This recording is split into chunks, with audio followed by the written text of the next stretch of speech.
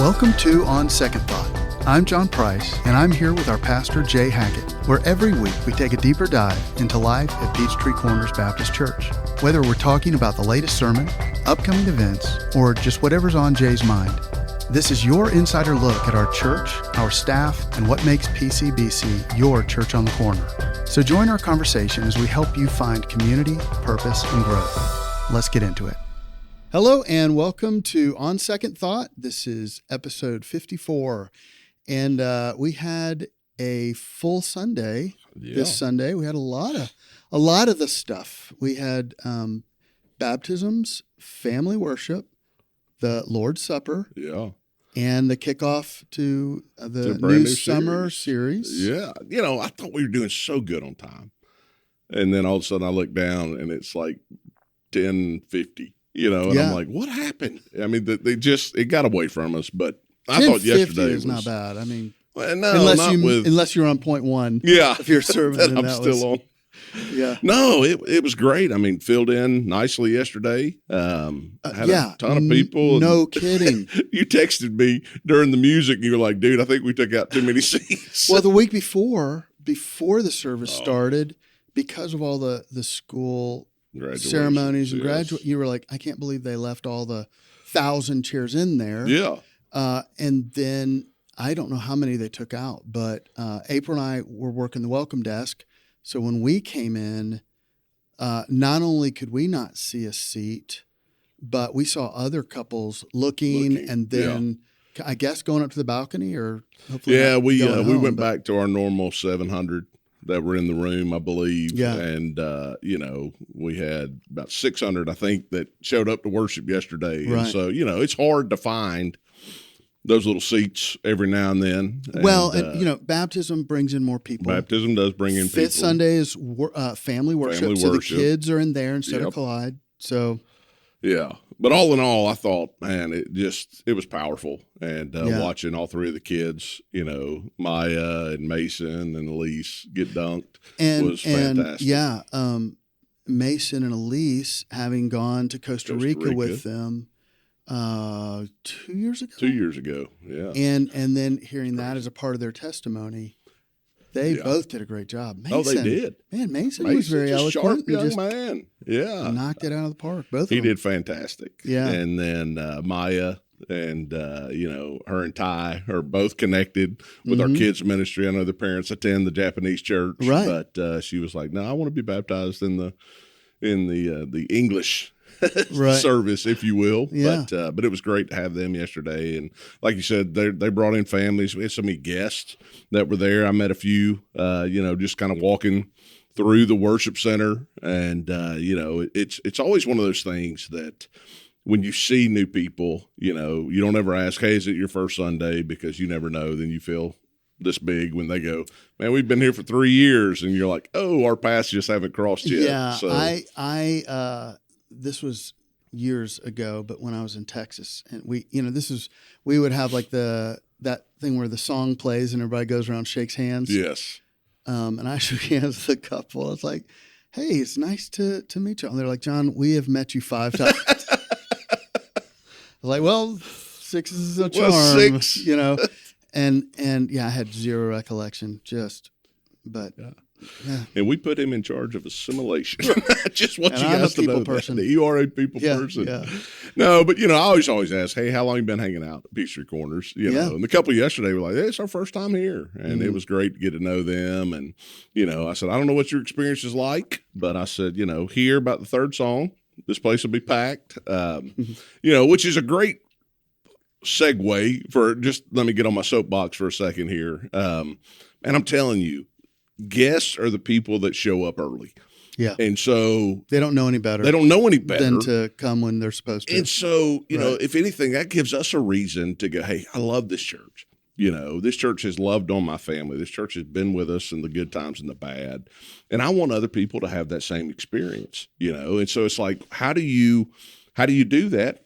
Show up.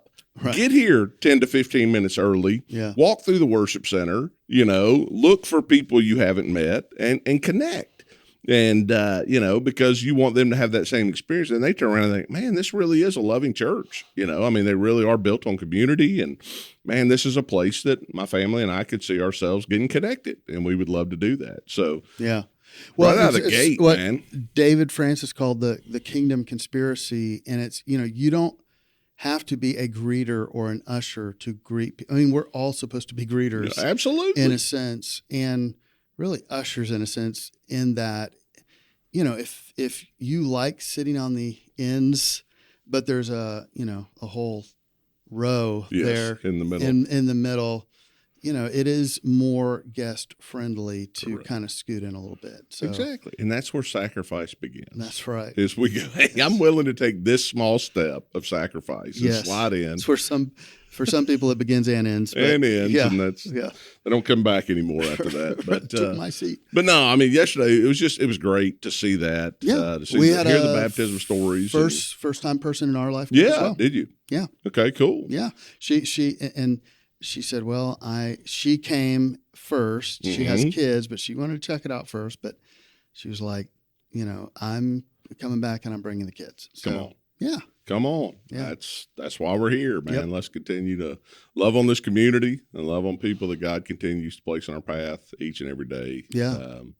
And then, kicked off our new series, Fully Equipped, studying the book of Colossians. Yeah. And, it was funny. I was talking to one of our life group leaders yesterday, and he goes, we're going through Colossians. And he said, we are 6 weeks in and just got to chapter 2. And he said, you're going to do Colossians in 9 weeks. And I said, yes, we're going to do Colossians in 9 weeks. I'm going to show you guys how to really do Colossians. No, I said, it's all good stuff. And I said, you can correct me. When you get to certain passages that I've butchered or something is messed up. Yeah. And he started laughing. He was like, no, he said, I think this is going to be great. And he said, to me, it's just affirming in so many ways. And, we need repetition. We think, oh, I've heard that. And it's like, no, but have I applied it? It's one thing to hear it. It's another thing to act on it. Right. And so it was just fun yesterday to kind of kick that off. And I love it. We do it all the time. If you're around me at all in a meeting setting, the first thing we do is celebrate. Right. And it doesn't matter if it's staff, doesn't matter if it's, executive staff, doesn't matter if it's the elders, I'm like, hey, what is God doing right now that we just need to stop and praise him for? Yeah. Yes, there's always areas we can work on, but we're going to celebrate first because we got to have a heart of gratitude and recognizing, man, we've done nothing. God's done everything. Let's celebrate who he is. And that's kind of what Paul does as he starts off in this book of Colossians, is he's going, hey, man, before I remind you, and tell you how you are fully equipped, let me remind you why you're fully equipped. It's because of the gospel. Yeah. The gospel has radically transformed your life. And so, the thing that yesterday, the key was that, we always go, hey, God, how are you going to use me? And he wants to do something in us before he begins to use us for his glory. And it's just a reminder of every day I'm waking up going, hey, because of the gospel, man, I am fully alive today. And it's that identity factor that you and I talk about all the time of just kind of, hey, who am I?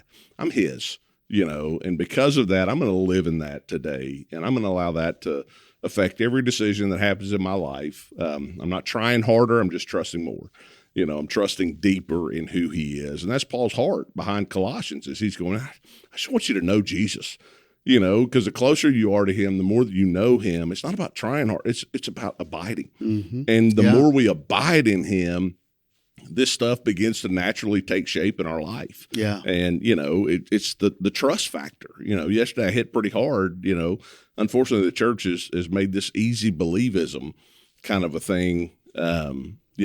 Just pray this prayer. And if you mean this, then, there it is. And it's trust is you're putting everything in his hands of going, hey, I'm, when I use the old illustration of Charles Blondin and the great tightroper, who would push a wheelbarrow across, and he said, do you believe I could do this with a person in it? And everybody says, yeah. And he goes, well, who wants to get in the wheelbarrow? Right. And we're all like, I see it, but do I really believe it? And, if you took the challenge 2 weeks ago to just wake up every morning and start with the source and start in the book of John, what I'm seeing over and over, I'm 8 days in, And by God's grace, have been able to do this, just going, all right, you're my source. Where am I going? There's so many people that say on the outside, we believe, but they never act on it, and it's like, oh, yeah, because I saw this, I believe that you are who you say you are. Right. But I'm not trusting myself to you. I'm not getting in the wheelbarrow. And it's, the trust, the more we're obedient and trust him, the more we see him come through, which builds our trust. Absolutely. And, I think it is the personal stories that are the most powerful in evangelism. Mm-hmm. I know that there are some good tools out there to share your faith, but most people are afraid to do so because they can't remember the tools or the verses. But some of the most impactful testimonies or evangelistic moments were in the scripture were from people who just told what happened to them. Yep. The guy who said, I was blind and now I can see. I don't know who this guy is, but the man, the insane man in the Gadarenes that Jesus healed, and he wanted to get in the boat. Jesus was like, nope, you stay here and tell people what you saw and what God did in your life. And I think, unfortunately, if we don't trust God, then we have to rely on the formulas. Mm-hmm. But when we trust him, we have stories where God has shown up, and that is a much more powerful testimony because you don't have to memorize things that happen to you. No. You've experienced it. And your testimony is irrefutable. This is what happened. Yeah. This is what happened to me. That's what we say in Discover all the time. Christianity, it can't just be explained; it has to be experienced. Right. Yeah. And that's the thing of going, man. I don't know. I'm just telling you, this is what God's doing, and I give Him the glory because I know who I am, and that's what the gospel reminds me of every day. Yeah. Is I don't deserve this life that I have. Could never earn it. Don't deserve it, but yet, He went in my place. Yeah. I was listening to a guy the other day. He was talking about Mark 15, and he said, every time I read that Barabbas was released and Jesus was condemned, he said, it makes me mad because I'm like, that's not fair. But he said, then I realize I'm Barabbas. And, it's that understanding every day of going, I deserve this.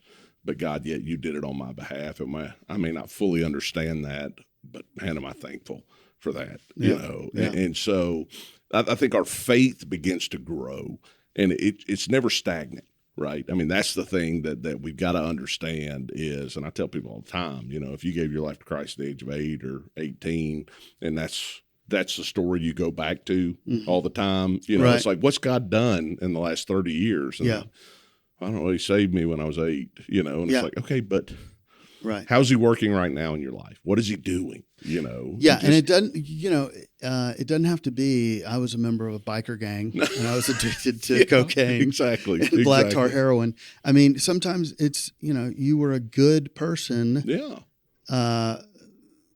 before you were a believer, but what was that transformation in your life? Absolutely. And how are you continuing to be transformed? Transform every single day. But, even how you introduced the sermon, talking about the people in Colossae saying, what all do we need, and, for the job ahead. And you use the illustration of, what tools, and if you have a project, and I was like, oh man, he's been reading my mail, just that is, I am an overpacker. I'm if I'm doing a project here, or if, right now I'm doing the deck in our backyard, and even having to go from the back deck to the front where the garage is, where the tools are, just back and forth. I'm always like, okay, I'm going to forget something. But the point being, Jesus is all we need. Mm-hmm. And Jesus is enough. And, He has empowered us. He's equipped us. He indwells us, the Spirit. And I thought that was... It will unpack that. Right. Mm-hmm. It's like, okay, well, it's one thing to say it. What does it mean? And so we'll unpack that over these next 8 weeks, throughout the summer, as several of us get to, have that opportunity to preach and different things that we're doing. And so just continuing to, okay, let me understand this, let me grasp this, and then how do I live out of that each and every day? And that's the thing that I love, is that we're going to continue to see faith grow. We're going to see our family grow. I said, the more you understand who you are, you don't have to pretend. Right. And so when we stop pretending and we let down the guard, we truly become the family of God, where it's like, hey, I'm not trying to dress up to impress you. I know it's by the grace of God, because this is who I am, or these are still my struggles, and being able to confess that, as James says, brings healing, because the things that we confess, God then is the one that covers, but the things that we try to cover, God brings to the light. And so it's like, all right, I need to find some people that I'm connected with, that I can do life with, that really help me grow, so that we become the family that God has intended us to become. And we have a love for all the saints. It's an understanding of who we are and what we deserve that allows me to go, I have no right to judge you. And, I know your struggles may be different than my struggles, but still, man, we're in the same boat. And I'm just thankful for the grace of God that we have. And, the more the church becomes that way, it's not accepting of sin. That's the biggest fear, is that, it's a slippery slope. And if we allow, these people, fill in whatever you want there, to attend our church, and it's like, where else are they going to hear the gospel? Where else are they going to see the gospel played out, except inside of a body of believers who go, hey, look, all of it. Anything that we're doing selfishly, anything that's become an idol, any of these things that have gotten in between us and God, they're all sin. It's all wrong. And so it's like, God, I want more of you. And the more of him that we see, the less we're concerned with everybody else, because we see the more sin in our own life, and it's like, I don't have no right to judge you. Now I can share with you what I believe Scripture says, and I hope that you would do the same to me, of going, okay, well, hey, let me just share this with you as well, and it's not well, you got me, let me get you. It's how do we? Yeah. Holding up the truth in love. Absolutely. Yeah. Love is the key. Right. And everybody's like, don't just hang on love. And I'm like, no, love is the key to everything else.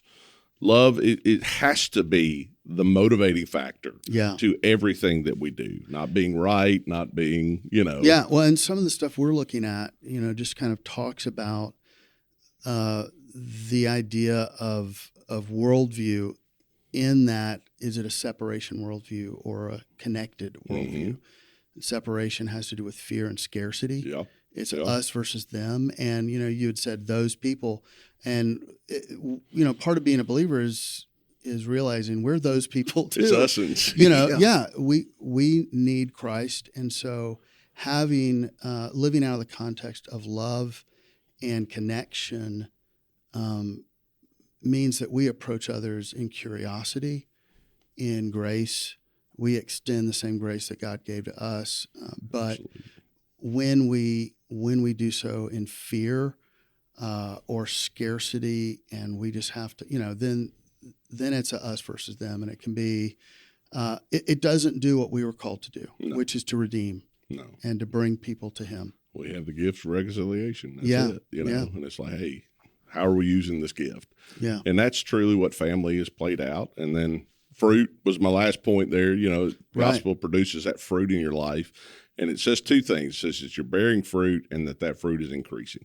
And so, the key for us understanding, am I truly abiding in Christ? Am I connected to Him?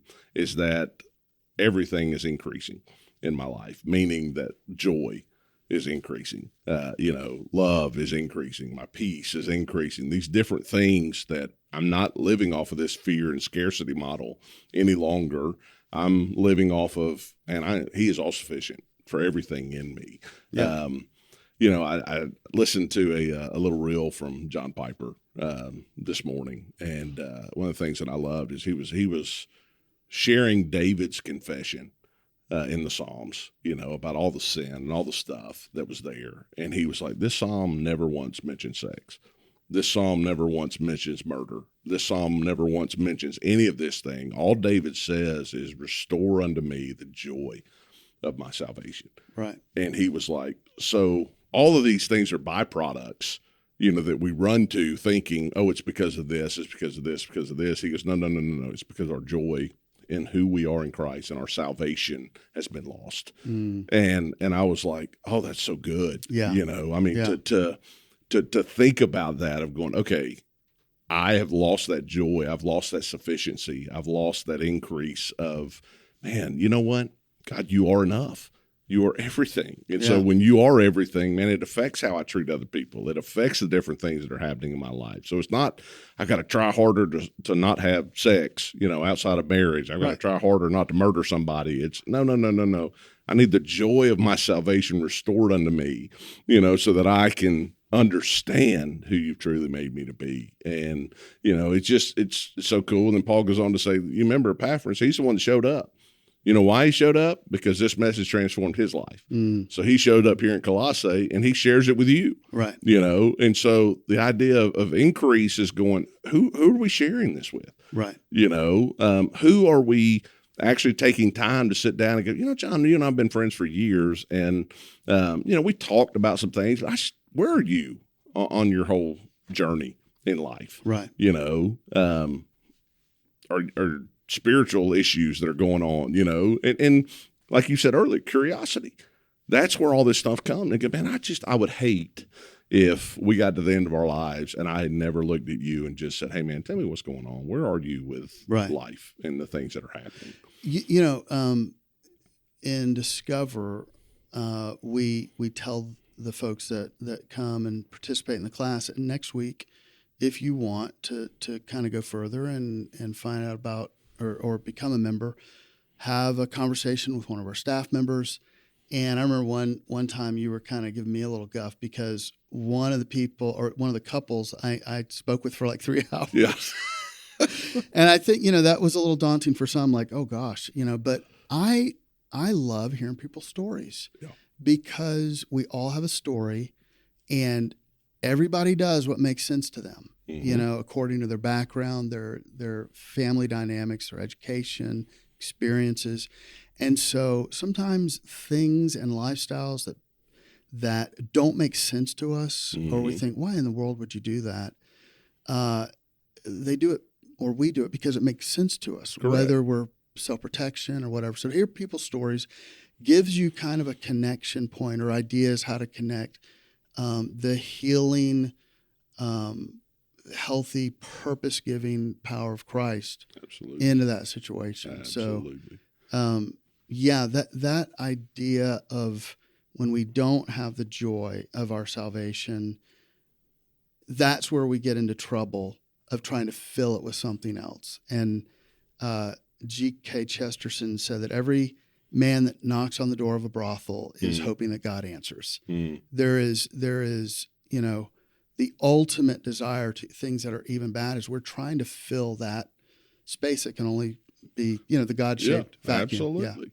100%. And that's so true. So it was exciting to kick that off yesterday and just to know, man, there's so much, to unpack and there's so much to grasp and just living in the gospel every day and the joy of what that truly means and how that's transformed us so that now we are fully equipped to help transform others and see some wonderful things take place. I think it's going to be a great summer series. I'm looking forward to hearing you preach and Wallace and getting to preach, I think, on the 14th as well. So it's going to be a good series. It's going to be fun. We were talking earlier before taping, what can we do to kind of shake things up a little bit, change formats? We can get in a rut, and I mean, we do talk about behind the scenes stuff, and hopefully what we share each episode is somewhat informational and helpful. And you might have to dig through some of the other stuff to get there, but we were talking, well, why don't we talk about some of the stuff that we get asked? And so we each yesterday got asked something different, and so Correct. we can spend a minute or so on each thing. So I think we'll start with yours. Okay, yeah. Because I thought yours was great. We are reaching a lot of people who are either de-churched or church for the very first time. Right. And, we come in and they're like, okay, everybody has a Bible or everybody has something. Right. How do I know what's the right Bible? How do you know what is the right thing to get? What can I trust? What should I not trust? Kind of this translation is really the underneath question of it. They don't know the word translation necessarily, but they're just like, which Bible do I need? And so I think you got asked that yesterday. Yeah. So, and I think, if I don't know that the Gideons still do this, but and they would leave it in the drawer in the hotels. They do. Is it still King James Version? Is it? I believe it is King James Version. So that, I think a lot of times people will read that and say, good grief, this doesn't make any sense to me. Yeah. And, it's because when it was translated, it was in the common speak. It was the common vernacular. Now, not so much. And they have the New King James, which is a little more modernized. But there are a lot of different translations out there. And typically any translation, whether it's the Bible or anything, when you're translating from one language to another, is balancing between form and function. Mm-hmm. And so it's how, on one side of the spectrum, it is how close can we get to the original language. And so, some Spanish. And if you were to translate word for word, Spanish to English or the other way around, it would sound weird. It would sound clunky. Choppy. Yeah. So like in Spanish, your adjectives are after the noun instead of like the blue cat. It'd be the cat blue or whatever. Blue. So similar in Greek and Hebrew, and so you might be more accurate with the terminology, but it might not be easy to read. Mm-hmm. The other side of that spectrum is the idea behind what is said. And so, on the word for word sort of thing, you have like the New American Standard is far on that side. Which is what I preach out of. The New American Standard? New American Standard is what I use. 2020. Then you also have the ESV, the English Standard Version, which is a newer translation, and I guess in the last decade or so. It's become more popular in the last decade. Okay, 100%. Fair enough. And then on the other side, the idea behind what is said would be like the Message. Yeah. Or and this is an older, like the J.B. Phillips. But taking the idea and amplifying it, using a whole lot more words and maybe,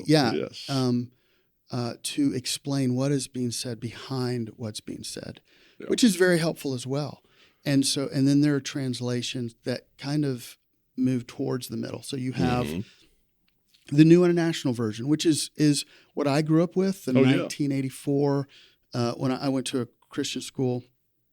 We had to memorize scripture. So the NIV sounds right to me, except for the Psalm 23. That only sounds right in King James.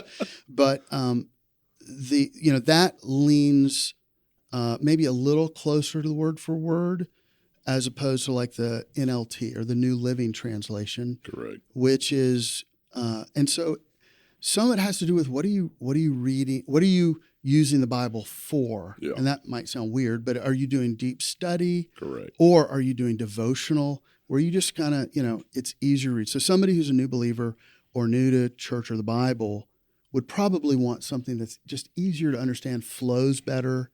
So like the NIV, NLT, or even the Message, or something to understand the ideas behind what's being said. Correct. And I think that's a great way to put it. It depends on what you're using it for. Right. I mean, I wouldn't necessarily preach out of the Message. I may bring out what the Message has to say because I feel like, oh my gosh, that captures this in a good way that connects it to us. Right. But I would not necessarily preach saying, hey, here's my Message Bible. Let me just preach exclusively from this, because you want to be as close to the text in a teaching, kind of scenario of going, okay, well, here's what the original's talking about. Yeah. And now how does that apply, to us today? And so, Wes Huff, who is a great guy, he says it best. He says the best translation is the one you'll read. Right. And I think that's where we come down to and go, okay, for personal worship, personal quiet time alone with God, the best translation is the one that we will read and that we get connected to. Exactly. And that's kind of my pushback with, pastors who will only preach out of the King James Version, because if you're reading the verse and then you have to explain what it's saying, then it's like you're starting a race 20 yards back. It's why don't you start with words people can understand? And I know there are people, some who think that, that's the translation, but if you look at history, there are some things there. They don't call it the King James. In Europe, because he was not a Christian. He was hated. They call it the Authorized. But and it was a very good translation at the time, but it's not the perfect translation. It's why we have statues of Moses with horns on his head because of improper translation. Correct. And that kind of thing. But and then just one last thing about the study Bibles. Mm-hmm. Those are kind of a newer tool in, I guess, the last century or so. I think Schofield was the first one, where you have the scripture up top and then commentary underneath, or comments on the verses. Now, one of the issues with the Schofield and Ryrie is it was so new that people blurred the lines between the scripture and so the interpretation of personal one man. Thought. But now most study Bibles will have, and I think the Holman, which is the Southern Baptist translation, had like 70 or so scholars weigh in. Same with the SV. Usually a good translation is going to have a group of folks, not just one person, especially the commentary as well. And, and I have what's called a parallel Bible. And I don't know if you ever use one of these. Sometimes with apps and stuff, you can do it easily. But it's fun to look at 4 separate versions, which are in my parallel Bible. Right. And, you can read it in the King James, you can read it in the New American Standard, you can read it in the NIV, and then New Living. And and it's just like, okay. It's like, okay, I read it in this, and I'm like, I don't know what that is. And I read it this one, I go, okay, that makes a little more sense. And then this gets plainer and plainer, and then it's like, okay, look, it's this. And I was like, oh, okay. Well, and Rick Warren was kind of famous for that, is using different versions all throughout, just kind of picking what translation says it best according to what I'm trying to get across. Correct. And if it's a good translation, that you're still teaching with integrity. Absolutely. Because translation is theology. You have your theological leanings is how you interpret it this way as opposed to that. But one of the things that we shared with this person who asked us yesterday, what kind of Bible, is, hey, look, download the Bible app, because that is a free app. And it is a great way to kind of look at a scripture and then try the different translations and see what you like. Because if you want a physical in your hand Bible, that's a great way to kind of see first. Correct. And I think that's awesome. And I love that question. And it gets asked a lot. If you're like, okay, well, what's right? And it's like, well, it's not about what's right. Right. And we don't endorse, one over the other. No. In fact, I'm on New American Standard because in New Orleans, that's what we were told to get. Right. What I'm saying? And so that's what I purchased. That's what I studied under. And that's what I feel most comfortable with, when I use it. Sure. I think Logan's an ESV guy. Every time that he goes to, he uses ESV, and but like I said, I'm typically an NIV. You're typically an NIV guy, and and so in reality, people always ask me, okay, my Bible says something different than what yours says on the screen, and what are you preaching out of? And I'm like, New American Standard, 2020, and And it's also large print, which I'm still struggling to see, but that's just age thing. That's an eye opener. When you're trying to buy a Bible, large print does not mean large print. No, it does not. I mean, it is hard to find now that I'm wearing these everywhere I go. to find good I'm large good at print. distance, so I think I've got to go to Readers now. Me too, yeah. And so I'm welcome to, just had a birthday, 51? Yes, 51 now. Yeah. And so, yes, everything that wasn't falling apart is starting to. And so that's all right. It was good. I'm about to turn 57. 57 next month. Wow. Crazy. Yeah. That is crazy. I think we've kind of wrestled that one to the ground. I like that one. All right. Now, mine was just asked about a campus update. Said, hey, you mentioned a couple of weeks ago, there's some things that we're doing. Tell us how that's going. And, man, I'm telling you, Tom is doing a great job of continuing to work with the things that we're laying out, things that we're doing. And so a couple of things that we're going to see as we move forward is we are moving forward with some bathroom renovations. And so we're going to see those. Hopefully we'll have some pictures up, in the next few weeks of what those will begin to look like. We get to the other side of VBS, we're going to redo the parking lot, and because it has been horrible in so many ways. A couple of places I think you could fall in, and we may not find you kind of things. But we're going to fix the parking lots. We're changing out the carpet in the preschool area and redoing all of that back to the squares, which will be so nice because that way if you have a spill, you have something, you can just pop up square, put another one down. Yeah. But, just continuing to see improvements all the way around the campus. And, again, all of this is because of the generosity of our church. Yeah. We're not in the middle of a capital campaign, which I'm so thankful for, but it doesn't mean you can't give to be a part of it. We've already had a $100,000 gift given towards improvements and the things that are happening.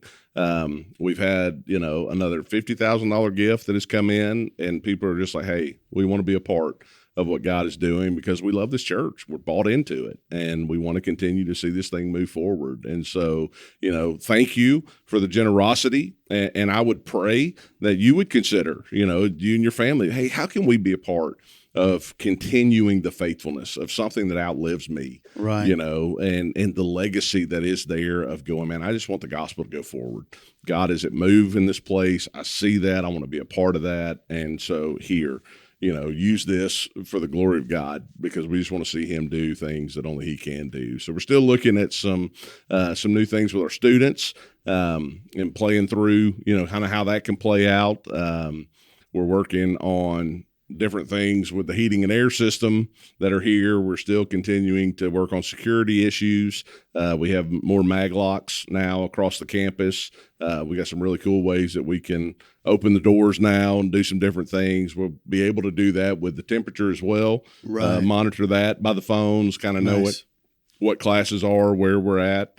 Just some things that I think get us on the right side of being proactive instead of reactive. Well, the truth is, if they say if you pass a hole in the wall 3 times, you stop seeing it. Yep. And so a lot of times, people might think, well, how does fixing up a bathroom help the kingdom? And, we have so many guests coming. It's not invisible to them. If we have stuff that's run down. And so we want people's experience, their first time coming and then just ongoing, to be just a great experience. Mm-hmm. We want, them to feel like their kids are not only safe, but are in a great environment that looks intentional, that we care about. Not that the people 20 years ago cared about. Yeah, we're just kind of riding on their coattails and phoning it in. So, we're not having a capital campaign but there's a need. And fortunately, we don't have to do let's do this drive. We have generous people. But things are going on behind the scenes. And we'll continue. We'll continue to move forward. And hopefully you'll see some progression here in the near future, and you'd be like, wow, man, that's awesome. And as you see that progression, maybe then it gets you excited to go, hey, I want to be a part of that too. Right. And here's a little something extra. And, it's so neat to see how God provides. I mean, I think that's probably been the coolest thing for me in the last 13 years of serving in this role. It's just continuing to see the buy-in.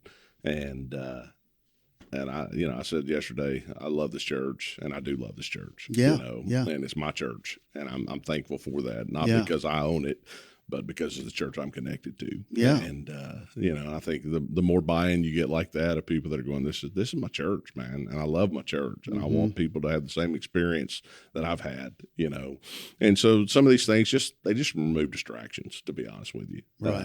And anything we can do for kingdom work of just going, hey, I don't want this to be an issue. Let's remove it and let's take away all the excuses that we can take away from somebody, because you get 7 minutes, right, to make an impact on somebody.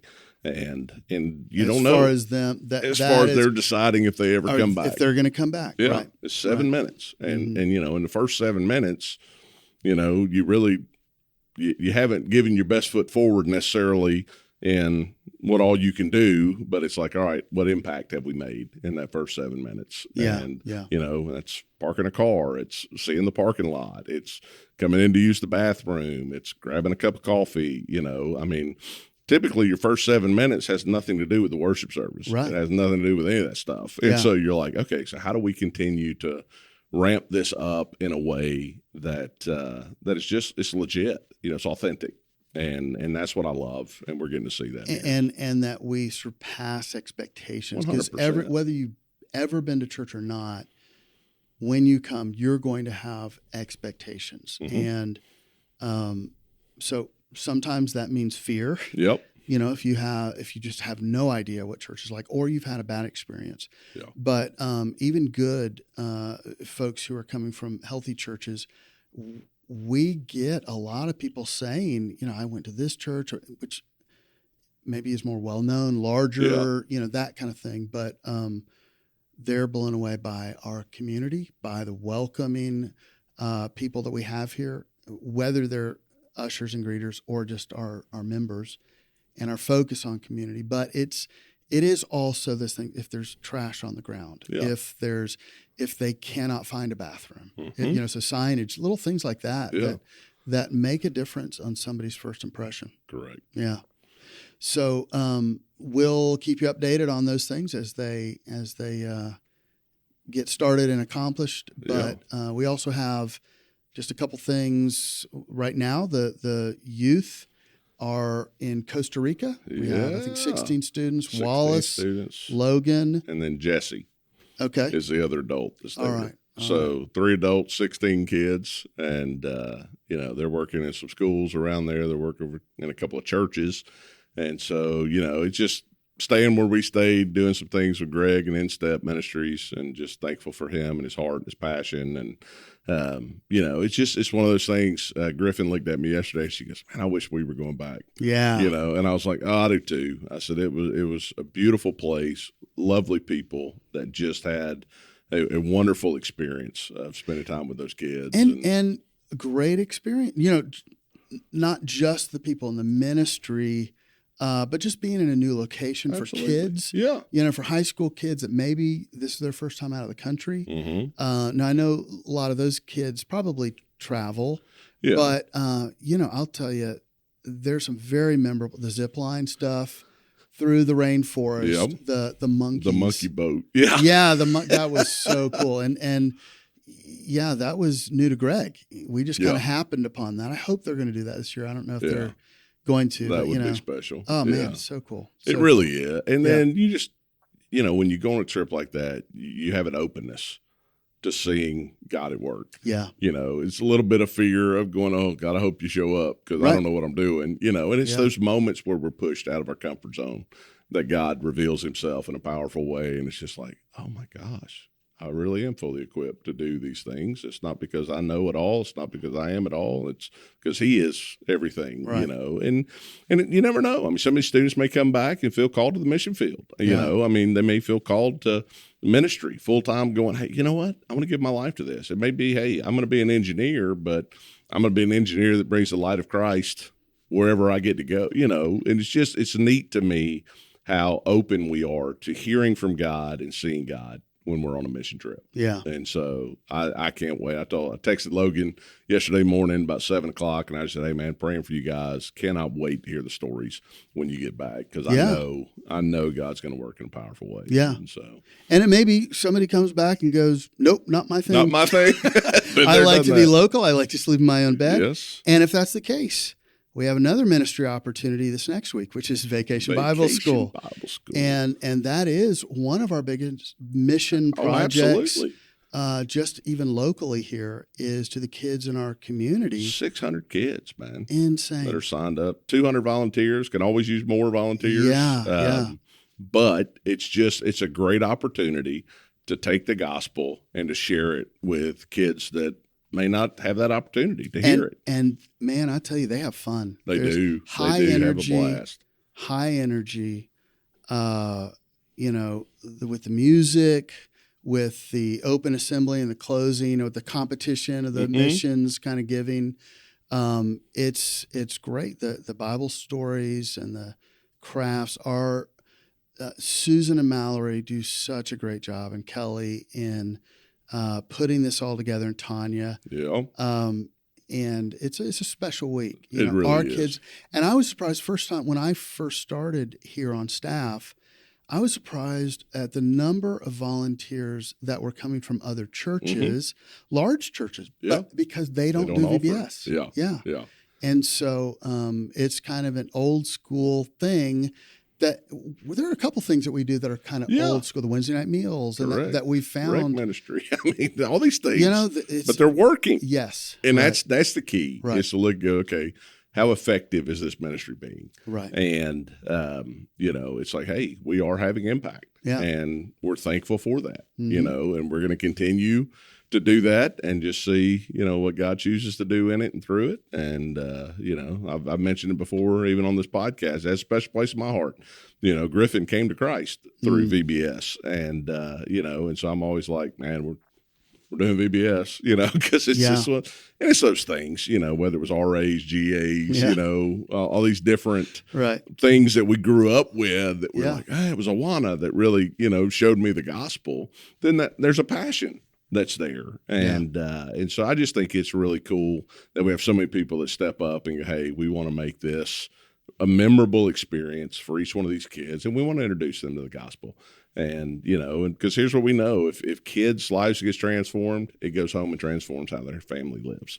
The parents start seeing a difference, and they're like, well, I got to go check that out, and that's our heart, is that they would begin to search a little bit, for what is this about? And, prayerfully, we'd love to see them come here, but we don't have a monopoly on this thing. And so I'm okay. I mean, every single one of our churches can grow, and as long as the gospel is presented and they will get connected, then man, it's 100%. Let's go make it happen. It's kingdom work. Yeah. So good times. Good times. A lot of good stuff coming up. We will keep you updated as they get close. But, let me just kind of extend, because we've done this, answer a couple questions that we've been asked. If you have a question, whether it is about what's going on in the church or, a doctrinal, teaching, theological question, throw it our way. We'd love to cover it in one of our episodes. But you can put that in the comments, or you can just let us know in person. Yeah, so, absolutely. But or if you have ideas for different things that we could do in the episodes, we don't want to keep just doing the same thing. If there's something that would be more helpful to you, so or if you just want to see John dress up as different characters, we could do that as well. Just let us know in the comments. We'd love. If you want to see me with a full head of hair, I mean, you guys, we could make that. They have to shave my head every morning before filming, just so I can keep that bald look. No, this was me beating nature to the punch about 20 years ago, but it's been a good week, a good weekend. And we're kind of getting ready. We're going to have a lot of people on campus getting ready for VBS this week. So, but thank you for watching. Thank you for being with us this episode. Thank you for being a part of PCBC. And we hope you have a great rest of your day and week, and God bless. Well, that's it for this episode of On Second Thought. Thanks for hanging out with us. If you enjoyed the conversation, be sure to like, subscribe, and share this with a friend. If you have a question or thought, drop it in the comments below. We'd love to hear from you. If you'd like to find out more about your church on the corner, check us out at pcbchurch.org. We'll be back next week with more, so until then, Have a great week and God bless.